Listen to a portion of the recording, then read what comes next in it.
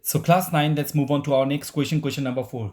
Now you all must be wondering, where is question number 3? I choose to do question number 4 first compared to question number 3 because question number 4 is very simple and you have already done one sum in the exercise 13b or a related with this type of sum. So that's why let's first finish the easy one.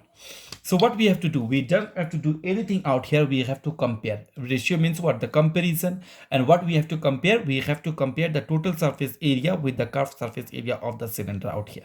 See, find the ratio. That means ratio means what? As I told you in the earlier videos also, ratio means comparison or to divide. So find the ratio between the total surface area of a cylinder to its curved surface area, and they have also given us the radius and the height of the cylinder. Given that its height and radius, height is 7.5 and radius is 3.5 centimeter respectively. So it's very simple. What I have to do, I have to compare the total surface area. All right, total surface area of cylinder, total surface area of the cylinder, and this total surface area of the cylinder I have to compare with what? I have to compare with the curved surface area of the cylinder, and I have to find out the ratio between them. So, and divided by curved surface area of the cylinder. Now for both of this we know the formula, yes or no? The total surface area of the cylinder will come out by using the formula 2 pi r plus h. This is the formula to find out the total surface area, and I have already shown you how you can find out the formula without learning, and the curved surface area formula is 2 pi r h.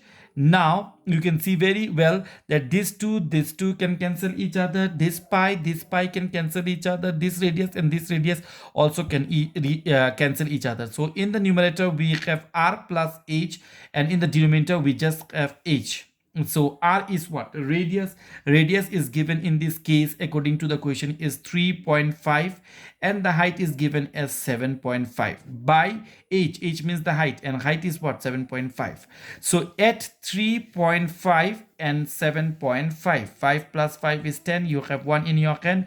7 plus 3 is also 10, plus 1 is 11. Point after this one. Yes, so we got 11 as your, in the 3.5 plus 7.5 will give us 11 by 7.5. Now we know very well that whenever we have decimal, we just wanted to convert this decimal into a whole number, yes or no? Now if I wanted to convert this decimal into this decimal to number, what I have to do, since after the decimal there is only 1 point, all right, after the decimal we just have 1 digit, so we have to multiply both the numerator and the denominator with 10. So 11 into 10 and 7.5 into 10. Don't get confused. Why sir is multiplying 10 out here? Because we try to remove the decimal.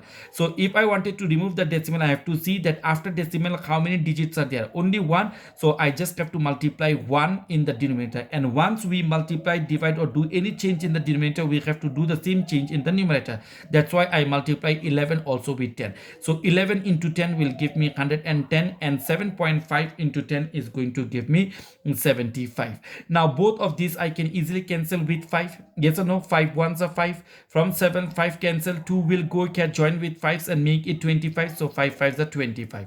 And in the numerator 11, 110. Then this is first 11. So 5 2s are 5 to the 10. From 11, 10 cancel, 1 will come here again and join with 10s and make it 10 again. So 5 2s are again 10. So what is the left with us? 22 by 15. So the required ratio is what? 22 is to 15. So this is the ratio. This is the answer.